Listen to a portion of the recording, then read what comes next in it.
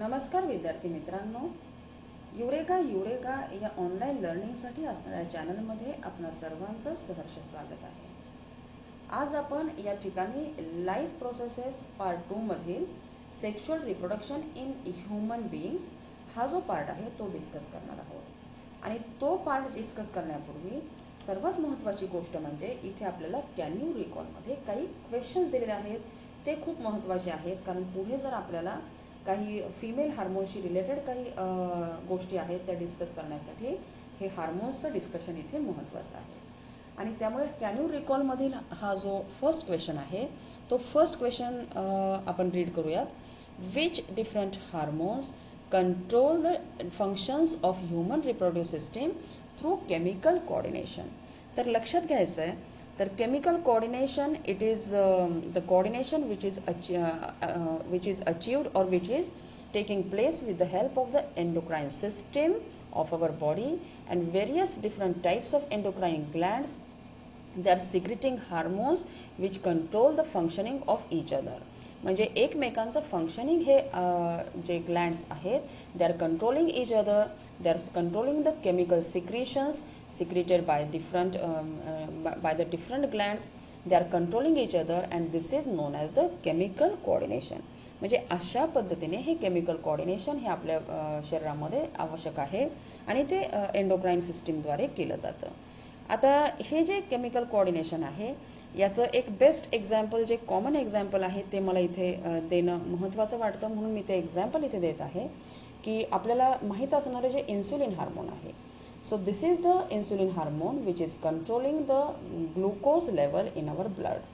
And if the insulin is not properly secreted, if the islet of Langerhans, if the beta cells which are present in the islet of Langerhans, that is the pancreas, they are not properly functioning, they are not properly secreting the insulin hormone, then it leads to a disease which is known as diabetes. म्हणजे मग त्याला diabetes ही जी life long disease आहे ही आपल्याला म्हणजे त्या proper functioning ज्यांच्यामध्ये होत नाही आहे त्यांना ही डिझीज होते, हे आपण इथे लक्षात घ्यायचं आहे. दुसरं एक हार्मोनचं example which is responsible for calcium metabolism, हे मी इथे सांगणार आहे, कारण ज्यावेळेस आपल्याला काही गोष्टी माहीत असतात त्याचा जर रेफरन्स आपण घेतला तर माहीत नसणाऱ्या गोष्टी थोड्याशा आपल्याला समजायला सोपं होतं. म्हणून या ठिकाणी आपण जे थायरॉक्सिन हार्मोन आहे, this is the hormone which is secreted by the thyroid gland. And if the thyroxine hormone it is not secreted in a proper proportion, if there is imbalance of thyroxine hormone, then then the calcium metabolism in our body it is disturbed. As thyroxine hormone it is responsible for calcium metabolism. म्हणजे thyroxine हे जे hormone आहे हे calcium मेटाबॉलिझमसाठी responsible आहे, आणि मग calcium metabolism it is disturbed and the imbalance of hormones, this hormone leads to a disease which is known as thyroid, and it is also a lifelong disease, and therefore it is very important for proper balance of these hormones in all the organ systems. And now let us discuss the hormones which are responsible for the proper functioning of the human reproductive system. So the hormones which are responsible for the proper functioning of the human reproductive system, they are of two types, that is the male hormones and the female hormones. So you can see here that the female hormones, they are the follicle stimulating hormone, the luteinizing hormone, these are secreted by the pituitary gland. म्हणजे अशा पद्धतीने हे जे hormones आहेत हे hormones female hormones आहेत. अजून जर आपण फिमेल हार्मोन्सचं एक्झाम्पल जर आपण पाहिलं तर female hormones they are secreted in ovaries, estrogen hormone is there, progesterone hormone is there, these are the female hormones.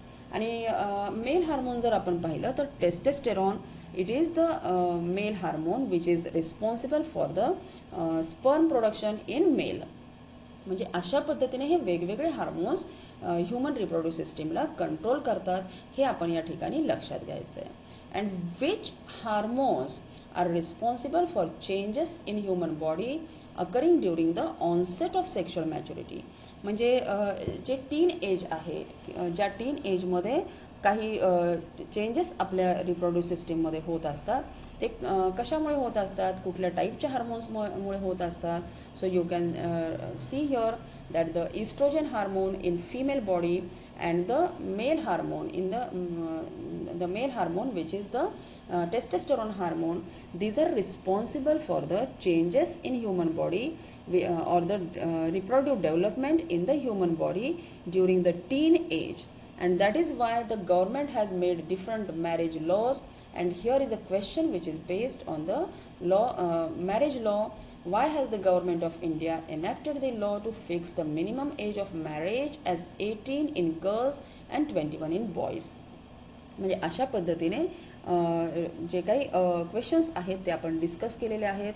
आणि यानंतर पुढचा जो पार्ट आहे तो म्हणजे sex determination. And this sex determination is due to the XY sex chromosomes which are present in male. म्हणजे male character determine करणारे हे क्रोमोझोम्स आहेत आणि फिमेल कॅरेक्टर डिटरमाइन करणारे क्रोमोझोम्स म्हणजे XX sex chromosomes. So these are the chromosomes which determine the male character and the female character. म्हणजे लक्षात घ्यायचं आहे, जर XY क्रोमोझोम असेल so these the individuals will be exhibiting male characters, and if XX chromosome is present then they will be exhibiting female character. म्हणजे लक्षात घ्यायचं की जे मुली आहेत मुलींमध्ये XX हा क्रोमोझोम असतो आणि मुलांमध्ये XY हा क्रोमोझोम असतो.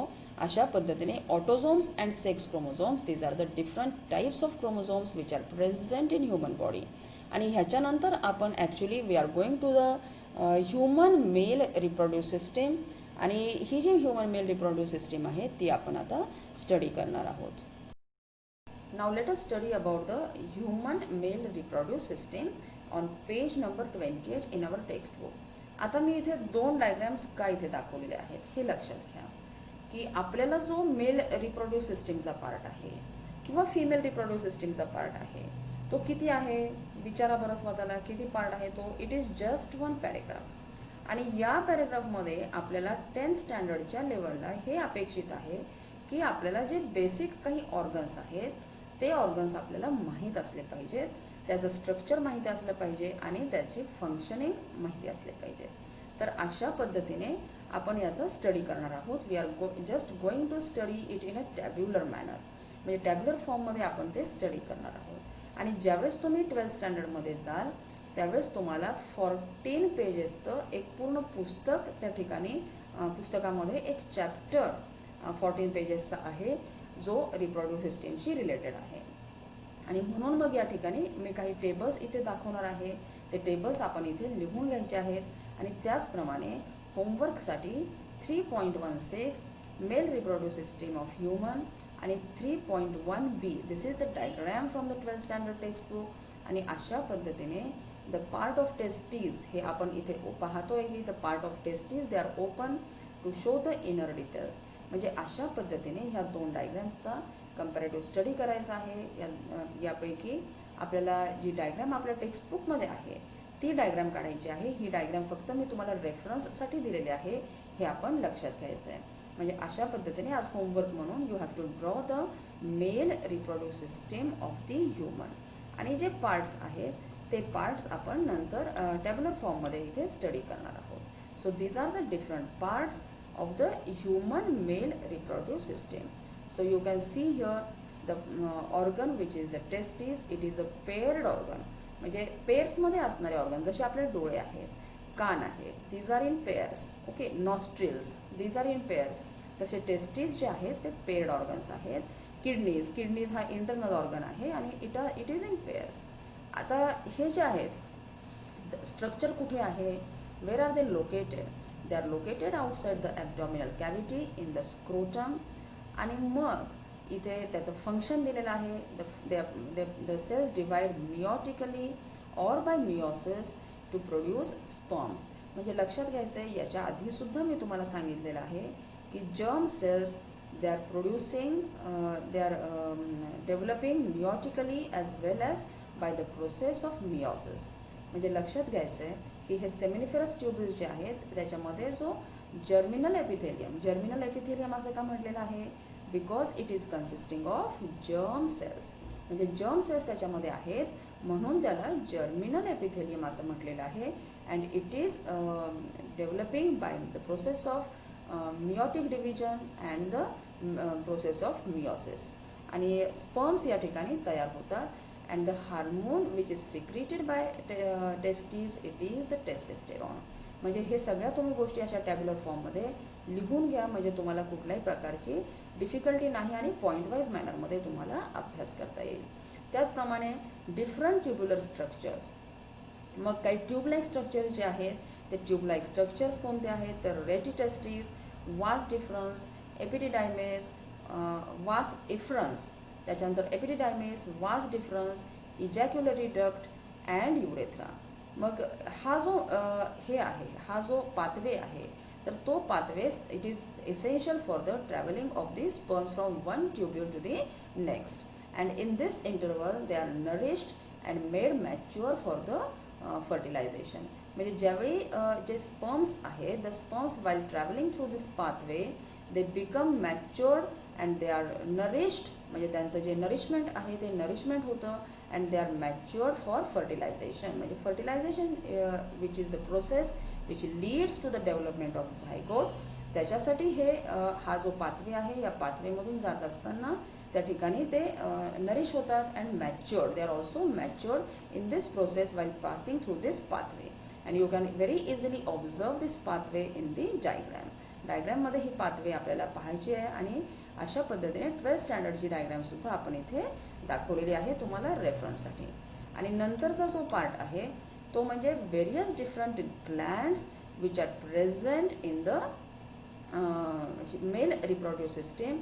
दे are the seminal vesicles, they are the prostate glands and the Cowper's glands. म्हणजे अशा पद्धतीने हे वेगवेगळे ग्लँड्स आहेत. And what are they doing, what is the function of this glands?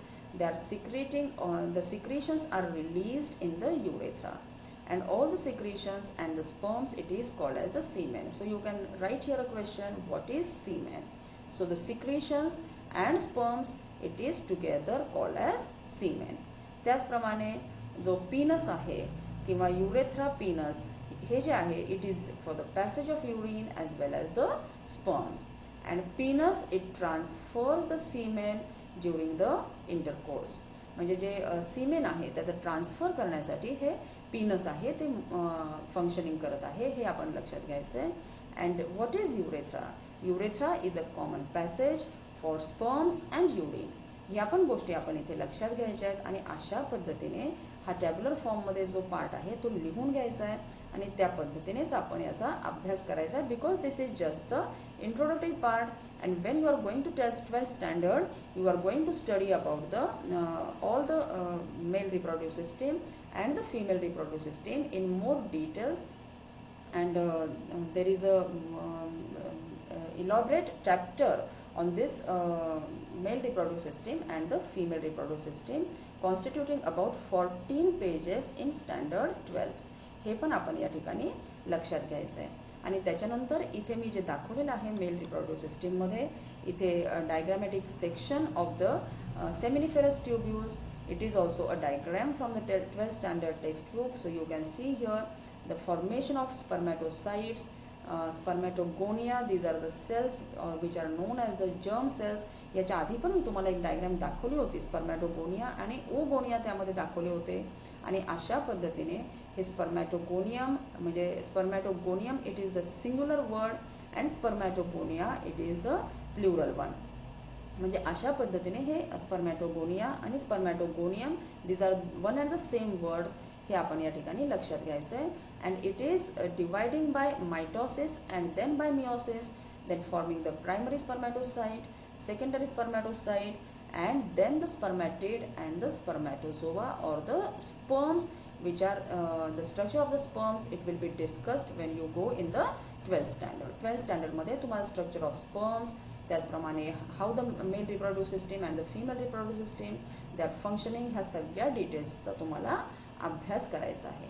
आणि हा जो टेक्स्टबुक मधला पार्ट आहे याच्यानंतरचा तो पण तुम्ही पाहायचा आहे. आणि इथे मी ऑर्गन्स असं लिहिलेलं आहे, म्हणजे ज्या पद्धतीने आपण टॅब्युलर फॉर्ममध्ये हे जे ऑर्गन्सचा स्टडी केलेला आहे तशाच टाईपचा स्टडी आपण करायचा आहे. आणि मग कुठल्याही प्रकारची डिफिकल्टी आहे तर ती मला विचारायला हरकत नाही. आणि अशा पद्धतीने ऑर्गन्सचा स्टडी, त्याच्या स्ट्रक्चरचा स्टडी, वेगवेगळ्या प्रकारचे हार्मोन्स तयार होतात, तो स्टडी आपण इथे करायचा आहे. आणि त्याच्यानंतर पुढचा जो पार्ट आहे, तो पुढचा पार्ट जो आपण पाहणार आहोत तो म्हणजे सरप्रायझिंग फॅक्ट्स. ओके, तर हा जो सरप्रायझिंग फॅक्ट्स आहे, हा सरप्रायझिंग फॅक्ट्स आपल्या टेक्स्टबुकमध्ये मी इथे रेश मारलेली आहे. आपण पाहू शकताय की इथे हा जो पार्ट आहे हा सिलेबसमधनं कॅन्सल झालेला आहे, याच्यावरती तुम्हाला क्वेश्चन येणार नाही. पण तरीसुद्धा इथे एपिडिडायमिस हा जो आहे इट इज 6 मीटर्स. त्याचप्रमाणे स्पर्मची लेंथ दिलेली आहे. सहज आपल्याला जाता जाता हे वाचायला हरकत नाही आहे, म्हणजे just dimensions or the different measurements are given over here. आणि मग स्पर्मला किती डिस्टन्स त्या ठिकाणी ट्रॅव्हल करावं लागतं to reach up to the ova or the egg cell, हे या ठिकाणी आपण लक्षात घ्यायचं आहे. ते डिस्टन्स दिलेलं आहे. And energy which is provided to the sperm it is in the form of fructose. म्हणजे अशा पद्धतीने ह्या ज्या गोष्टी आहेत या गोष्टी आपण इथे स्टडी केलेल्या आहेत. आणि त्याच्यानंतर पुढचा जो पार्ट आहे तो आपण फिमेल रिप्रोडक्टिव्ह सिस्टीमचा पार्ट तो आपण अभ्यासणार आहोत. तर व्यवस्थितपणे आपण जे मार्किंग पण करून घ्यायचं आपल्या टेक्स्टबुकमध्ये साईड बाय साईड, की आपल्याला कुठला पार्ट नाही. पण I will suggest that you can just go through that part because it is always important that you have a sufficient amount of knowledge so that you can understand the further concepts in a easy manner. It will be easy to understand the further concepts. तर काही गोष्टी या simple असतील, जसं आपण आता length वगैरे हे पाहिलेलं आहे, तर या वाचायला हरकत नाही आहे, जरी तो कॅन्सल झालेला पार्ट असेल तरी सुद्धा. आणि नंतर आपण फिमेल रिप्रोडक्टिव्ह सिस्टीमकडे जाऊया. तर ही जी फिमेल रिप्रोडक्टिव्ह सिस्टीम आहे, या फिमेल रिप्रोडक्टिव्ह सिस्टीममध्ये जे ओव्हिडक्ट आहे, युटेरस, ओव्हरी आणि vagina, these are the names which are given to the diagram. आणि अजून पुढे जर आपण पाहिलं तर शेजारी आपण जी डायग्रॅम दाखवलेली आहे इथे figure 3.3b, it is the diagrammatic sectional view of the female reproductive system. मग त्याच्यामध्ये इथे एंडोमेट्रियम, मायोमेट्रियम, पेरिमेट्रियम, त्यापैकी एंडोमेट्रियम हा जो पार्ट आहे तो आपण नंतर डिस्कस करणार आहोत, कारण का तो मेन्स्ट्रुअल सायकलमधला तो इम्पॉर्टंट पार्ट आहे, हे आपण इथे लक्षात घ्यायचं आहे. आणि त्याचप्रमाणे या दोन डायग्रॅम्स आहेत, या दोन डायग्रॅम्स ज्यावेळेस आपण इथे स्टडी करणार आहात त्यावेळेस आपण फिमेल रिप्रोडक्टिव्ह सिस्टीम काढणार आहात. तर यामधील काही नावं जी आहेत ती आपल्याला जी काही समजून घ्यायची आहेत आणि याच्यामध्ये ती नावं आपल्याला लेबलिंग करायची आहेत, हे पण आपण इथे लक्षात घेऊयात. आणि अतिशय शॉर्टमध्ये आपल्याला हे जे टेक्स्टबुकमध्ये आहे ते दिलेलं आहे, जे आपण टॅब्युलर फॉर्ममध्ये सुद्धा मांडलेलं आहे. तर this is the part which is given in our textbook and it is related to the female reproductive system and it is just the introductory part. This thing should be kept in mind while studying the male and the female reproductive system. म्हणजे जो introductory part आहे तो tabular फॉर्ममध्ये जर आपण put up केला या ठिकाणी तर तो आपल्याला अतिशय चांगल्या पद्धतीने समजतो आणि लक्षात राहण्यासाठी त्याची मदत होते. तर टेक्स्टबुकमध्ये थोडंसं मला परत एकदा इथे सांगावंसं वाटतं की टेक्स्टबुकमध्ये इथे एक हे आहे बघा, जर काही जणांकडे जुनी पुस्तकं असतील तर त्यांनी थोडंसं हे लक्षात घ्या की इथे जे ग्लँड आहे तर ती ग्लँड आपल्याला इथे बल्बो युरेथ्रल ग्लँड असं दिलेलं आहे. तर ते कॅन्सल करायचं आहे पूर्णपणे. बल्बो युरेथ्रल ग्लँड असं जर जुन्या पुस्तकामध्ये कुणाकडे असेल तर ते कॅन्सल करायचं आहे. आणि बार्थोलिन्स ग्लँड अशा पद्धतीने हे बार्थोलिन्स ग्लँड हे नाव त्या ठिकाणी द्यायचं आहे, कारण ते पूर्णपणे bulbo urethral gland it is not present in female reproductive system, it is a part of male reproductive system. म्हणजे मेल रिप्रोडक्टिव्ह सिस्टीमचा तो पार्ट आहे. आणि त्यामुळं ही दुरुस्ती मात्र इथे हे करेक्शन लगेचच करून घ्यायचं आहे, लक्ष द्यायचं आहे पूर्णपणे. आणि besides a pair of Bartholin's gland is also present. म्हणजे bulbourethral gland, I repeat, bulbourethral gland it is a part of male reproductive system. आणि म्हणून Bartholin's gland it is a part of female reproductive system. तिथं पूर्णपणे ते cancel करायचा तो word bulbo urethral आणि हा वर्ड लिहून घ्यायचा आहे, कारण मग पेपरमध्ये आपले मार्क्स जाऊ शकतात. काही विद्यार्थ्यांकडे जुनी पुस्तकं असतील तर त्यांनी ते लक्षात घ्यायचं आहे. तर हे माझ्याकडे नवीन पुस्तक असल्यामुळे मी त्या ठिकाणी माझ्या याच्यामध्ये बार्थोलिन्स ग्लँड आहे. काही जणांकडे नवीन पुस्तकं असतील तर त्यांच्यामध्ये असेल, नसेल त्यांनी ती करेक्शन करून घ्यायचं आहे. हे आपण इथे लक्षात घेऊयात. आणि त्याच्यानंतर पुढचा जो पार्ट आहे त्या पुढच्या पार्टमध्ये आपण जो टॅब्युलर फॉर्म आहे तो टॅब्युलर फॉर्म आपण स्टडी करणार आहोत. So this is the different organs in tabular form which are related to the human female reproductive system, their structure and their functions. तर पेअर्समध्ये कोणकोणते पार्ट्स आहेत? So ovaries they are present in pairs, fallopian tubules they are present in pairs, and uterus, vagina and the Bartholin's glands. म्हणजे अशा पद्धतीने हे जे वेगवेगळे organs आहेत हे ऑर्गन्स इथे लिस्ट केलेले आहेत. And their structure is given in the next column. म्हणजे where are the ovaries present? They are present in the lower abdominal cavity. And what is the function of the ovary? That is they produce the ova and they secrete the different female hormones. म्हणजे जे ओवा आहे किंवा ज्याला एक sale आपण म्हणू शकतो, ओवा it is the plural form of ovum. म्हणजे ओवम जो शब्द आहे तो सिंग्युलर आहे आणि ओवा हा प्लुरल फॉर्म आहे. म्हणजे बऱ्याच वेळा शब्द असे हे होतात, मग त्यामध्ये आपल्याला डिफिकल्टी वाटते. त्यामुळं काही शब्द हे सिंग्युलर प्लुरलमध्ये सुद्धा there is a difference in biology. म्हणजे अशा पद्धतीने ओवम आणि ओवा. तर हे झालं या ओव्हरीजचं फंक्शन टू प्रोड्यूस द ओवा and secretion of different types of female hormones. त्याच्यानंतर फॅलोपियन डक्ट जे आहे त्याचे जे पार्ट्स आहेत, मग ते पार्ट्स जे दाखवलेले आहेत ते free end funnel like an opening at the centre, middle part for fertilisation and the part which opens in the uterus. आणि हे सगळे जे आहेत त्याला जसं आपण मेल रिप्रोड्यूक्टिव्ह सिस्टीममध्ये पाहिलं तिथे जर्मिनल एपिथेलियम होतं, तसं इथे सिलिएटेड एपिथेलियम आहे, ज्याचा आपण टिश्यूजमध्ये स्टडी केलेला आहे. पहा, मागच्या वर्षी आपल्या 9th स्टँडर्डमध्ये टिश्यूजमध्ये ciliated epithelium, germinal epithelium, cuboidal epithelium, striated epithelium असे वेगवेगळे पार्ट्स आपण स्टडी केलेले आहेत टिश्यूजचे. तर हा सिलिएटेड एपिथेलियम आहे. त्याचप्रमाणे transport of ovum to uterus हे त्याचं फंक्शन आहे. म्हणजे युटेरस जे आहे ज्या ठिकाणी growth of the embryo it will takes place and the transport of ovum takes place to the uterus. This is the part of the fallopian duct. हे आपण या ठिकाणी लक्षात घेऊया. आणि uterus it is in the middle of the lower abdomen. Lower ॲब्डॉमेनच्या मध्य पार्टमध्ये तो आहे. आणि त्याचं डेव्हलपमेंट ऑफ द फीटस, त्याचप्रमाणे बर्थ प्रोसेस जी आहे त्याच्यासाठी ह्या युटेरसचा फंक्शनिंग आहे. त्याचप्रमाणे वजायना it is the passage of uterus to outside, passage for intercourse and also for birth. म्हणजे ज्यावेळेस बर्थ आहे त्या बर्थसाठी किंवा इंटरकोर्ससाठी हा पॅसेज आहे, the passage of uterus to the outside. आणि Bartholin's glands these are for the lubrication and protection of vagina. म्हणजे ज्या पद्धतीने आपल्या शरीरामध्ये जे वेगवेगळे सिक्रेशन्स असतात ते त्या बॉडी ऑर्गन्सला ल्युब्रिकेट करतात, तशाच पद्धतीने हे Bartholin's glands they are secreting different types of lubricating materials and they are protecting the vagina.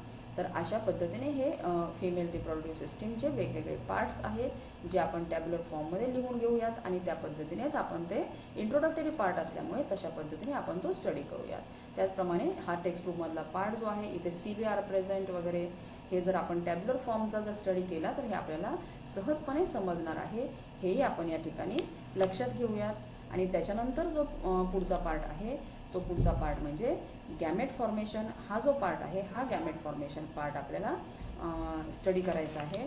पण गॅमेट फॉर्मेशन पार्ट स्टडी करण्यापूर्वी थोडंसं आपण या ठिकाणी गॅमेट फॉर्मेशनच्या पार्टच्या आधी आपण एक डायग्रॅम पाहूयात. आणि डायग्रॅम जी आहे ती गॅमेट फॉर्मेशनची डायग्रॅम आहे. ओके, तर गॅमेट फॉर्मेशनमध्ये ही डायग्रॅम आहे. ही डायग्रॅम थोडीशी तुम्ही स्वतः थोडीशी स्टडी करा. इथे मायटोसिस आहे, त्याचप्रमाणे इथे प्रायमरी ओसाइट फॉर्म होतं आहे, सेकंडरी ओसाइट फॉर्म होतं आहे. म्हणजे बऱ्याच वेळा काय होतं की ओसाइट हे आपल्याला लक्षात येत नाही. मग डायग्रॅममध्ये आपण जर पाहिलं तर आपल्याला ओसाइट वगैरे, सेकंडरी ओसाइट काय कुठे तयार होतो, प्रायमरी ओसाइट कुठे तयार होतो, त्याचं ओव्हममध्ये कसं कन्व्हर्जन होतं, त्याचप्रमाणे हे पोलर बॉडीज तयार होतात. म्हणजे ज्यावेळेस हे होतं ओगोनियापासनं ओवम तयार होतं. How many ovum are form, तर only one ovum is form. हे लक्षात घ्यायचं आहे. Only one egg cell is form during each month in female reproductive system. आणि sperms, how many sperms are form, तर sperms are many in numbers. म्हणजे असंख्य प्रमाणामध्ये हे स्पर्म्स त्या ठिकाणी तयार होतात. आणि ही जी प्रोसेस आहे ज्यामध्ये स्पर्म्स तयार होतात, त्याचप्रमाणे ओवम तयार होतात, याला आपण स्पर्मॅटोजेनेसिस आणि ओजेनेसिस असं आपण म्हणतो. The process by which sperms are form it is spermatogenesis. त्याचप्रमाणे ovum are form it is oogenesis. Ovum म्हणजे सिंग्युलर फॉर्म आणि ओवा म्हणजे प्लुरल फॉर्म. हे या ठिकाणी लक्षात घ्यायचं आहे. म्हणजे अशा पद्धतीने हे स्पर्मॅटोजेनेसिस आहे, ओजेनेसिस आहे आणि म्हणजे all together it will be called as gametogenesis. म्हणजे याला आपण काय म्हणू शकतो, गॅमेटोजेनेसिस आपण या ठिकाणी म्हणू शकतो त्याला. तर हे गॅमेटोजेनेसिस आहे, हे आपण या ठिकाणी लक्षात घ्यायचं आहे. And it is again divided is as spermatogenesis and oogenesis. आणि मग आपल्याला हे ओसाइट, स्पर्म, ओवम असे जे शब्द येतील ते आपल्याला ह्या डायग्रॅममधून लवकर समजणार आहेत. त्यामुळे ह्या डायग्रॅमचा आपण ही थर्ड टाईम आहे. We are showing this diagram for the third time. म्हणजे डायग्रॅमचा ज्यावेळेस आपण स्टडी करतो त्यावेळेस आपल्याला बायोलॉजी हे थोडंसं सिम्पल वाटतं आणि त्या ठिकाणी डायग्रॅमचा स्टडी या ठिकाणी करायचा आहे. आणि नंतर आपण ॲक्च्युली गॅमेट फॉर्मेशनकडे जाणार आहोत. Now the part which will be discussed here will be the gamete formation part. मग gamete formation, there are two types of gametes, that is the sperm and the ovum. Sperm is a male gamete, ovum is a female gamete. And sperms, they are produced in the testes of men from the beginning of maturation till death. म्हणजे from maturation till death sperms are produced. म्हणजे हे लक्षात घ्यायचं आहे की as the reproductive system it matures, that is the period of puberty, that is the teenage period, it may be referred to as the period of puberty. म्हणजे teen age मधला जो period आहे त्याला आपण पिरियड ऑफ प्युबर्टी असं आपण मराठीमध्ये म्हणू शकतो. आणि त्या एजपासनं ते up to the death the sperms are produced in males. And in women there are about 2 to 4 million immature oocytes in the ovary at the time of birth, and every month one oocyte matures to form the ova, and in this manner the ova is ready for fertilization. And this process it happens up to the age of 45 years in female. म्हणजे लक्षात घ्यायचं आहे after the age of 45 years in female, the female reproductive system it stops functioning after the age of 45 years, and this period is called as the menopause period. So what is menopause? Menopause is the stoppage of functioning of female reproductive system. म्हणजे हे लक्षात घ्यायचं आहे. आणि त्याचप्रमाणे secretion of hormones controlling the functions of female reproductive system either stops or becomes irregular after the age of 45 to 50 years, and this causes the menopause. तर हे सगळं गॅमेट फॉर्मेशन बद्दल आहे. स्पर्म्स आहेत, ओवम आहे, हे आपण परत एकदा वाचायचं आहे आणि काही डिफिकल्टी असेल तर ती विचारायला हरकत नाही. त्यानंतर fertilisation. So what is fertilization? As you are well familiar that formation of zygote by the fusion of the sperm and the ovum is called as fertilization. And the fertilization in humans, it is internal fertilization and external fertilization. These are the two types of fertilization. And the semen is ejaculated into the vagina during copulation. हेही आपण या ठिकाणी लक्षात घेऊयात. त्याचप्रमाणे sperms they are produced in the testes and they are passing through the route of vagina, uterus and oviduct. आणि या ठिकाणी जे फर्टिलायझेशन होतं, the one sperm fertilizes one ovum, and this fertilization process it takes place in the oviduct.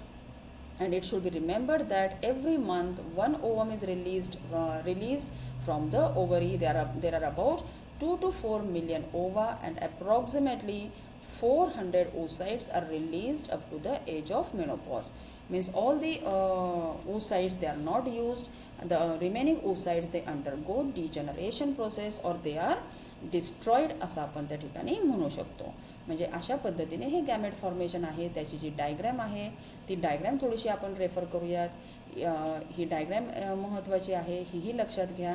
आणि अशा पद्धतीने इथे polar bodies, oocytes, primary oocytes, the different types of divisions they are given over here. You can study this with the help of diagram. This is spermatogenesis, oogenesis and together it is called as gametogenesis. आणि यानंतरचा जो पुढचा part आहे तो म्हणजे हा cancel झालेला part आहे, तरी सुद्धा मी इथे आय लिहिलेला आहे, तो आपण डिस्कस करणार आहोत. Why I have written I.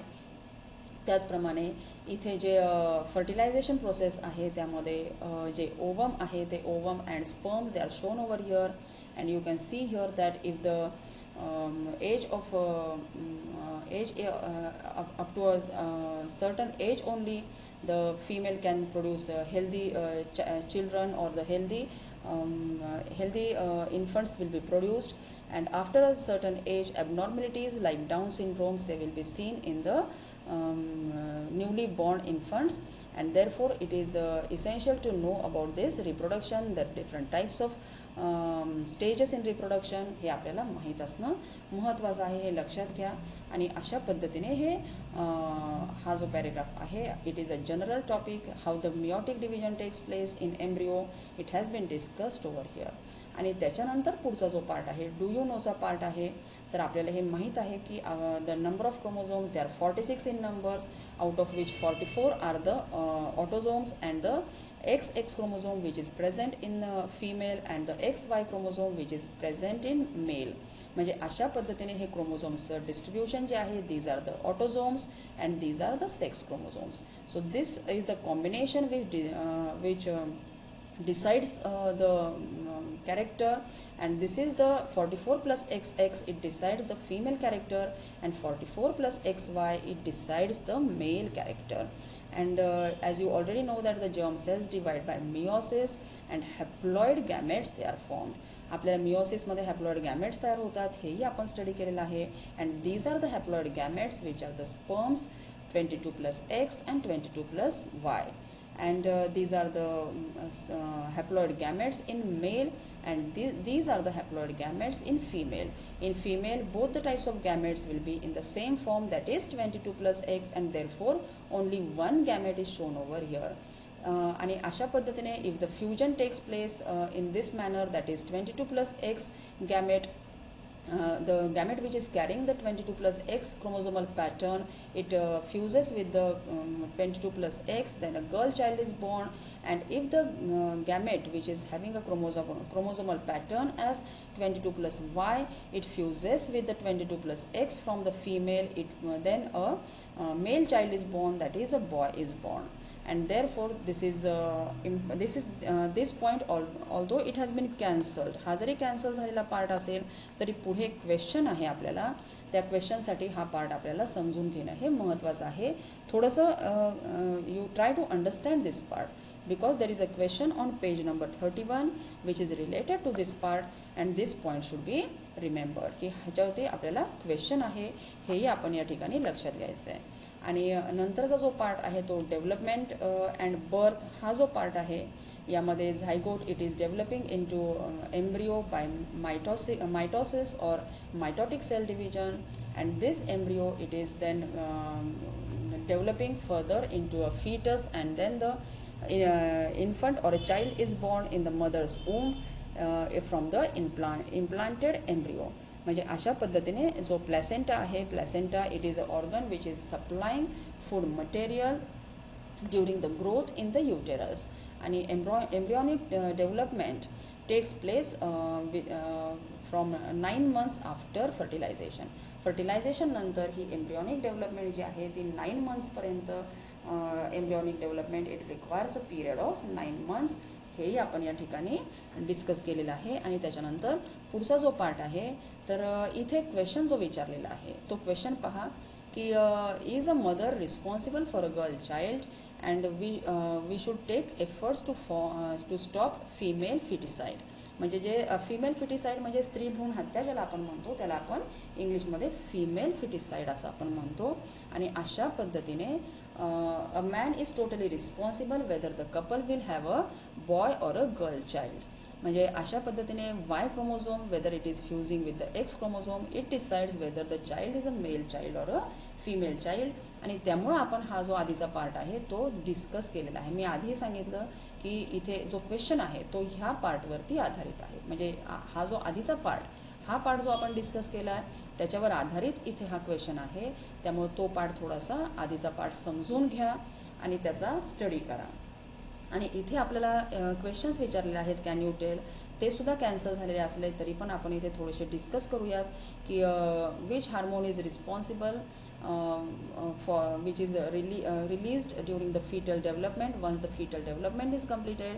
So the hormone which is responsible, it is oxytocin, and you can refer for this to the page number 177 of your 9th standard textbook. त्याच्यावरती तुम्ही ते refer करा.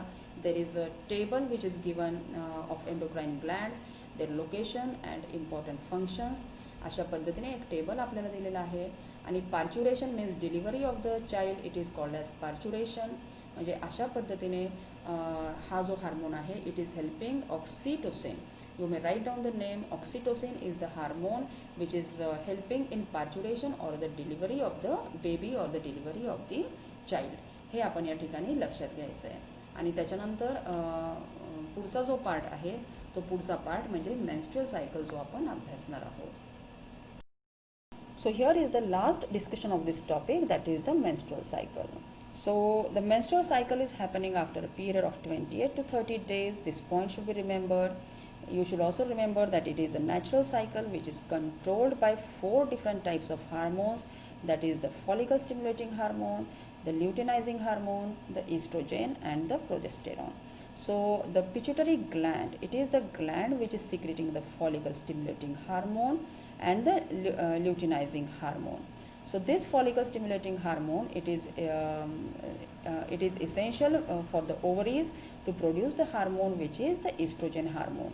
And under the influence of this hormone, the sac-like structure which is known as the follicle. What is a follicle? It is a sac-like structure which is carrying the ovum, which is carrying the ovum and it is releasing the ovum. That is the during the process of ovulation. This is the process of ovulation, that is release of the ovum. It is called as ovulation. And this ovum, it is then fertilized with the help of the sperm. The participation of sperm takes place in the process of fertilization, and the sperm is the male gamete, as you already know. And this is the endometrium, which is essential for the implantation, which is essential for the implantation of the embryo. So what happens if the ovum is fertilized? If the ovum is fertilized, then it develops into the embryo and it is implanted in this endometrium. But if it is not fertilized, then the corpus luteum, let us first see what happens if it is fertilized. When the embryo is implanted over here, the corpus luteum, it secretes the hormones which is the progesterone and the estrogen hormone. And this progesterone and estrogen hormone, it is necessary for the further growth and development of the embryo. But if the egg is not fertilized, then the corpus luteum, it is converted into corpus albicans. And you remember that this corpus albicans, it is responsible to stop the secretion of the hormones, that is the progesterone and the estrogen. So these hormones will be not secreted under the influence of corpus albicans. And as a result of this, the ovum which will be released over here, this ovum will be discarded along with the endometrium, and this is nothing but it is called as the passing of menses and the menstrual cycle. So this is all about menstrual cycle. And endometrium, it is actually the part which is ready for implantation of embryo, but it functions only if the egg is fertilized. And in case of unfertilized egg, there is a cycle which is taking place, and this cycle is called as the menstrual cycle, which is taking place each 28 to 30 days. And you can see here the same thing which I have explained. It is discussed here. It is described here, and how the fertilized egg and the unfertilized egg it behaves, and what are the changes which are taking place if the egg is fertilized and unfertilized. These are the two possibilities, and the changes taking place are discussed over here. All you have to do is that you have to read this topic, you have to read this part, and if you have any difficulty you may ask me. After all, science is a subject of curiosity, and you should always question yourselves while studying science.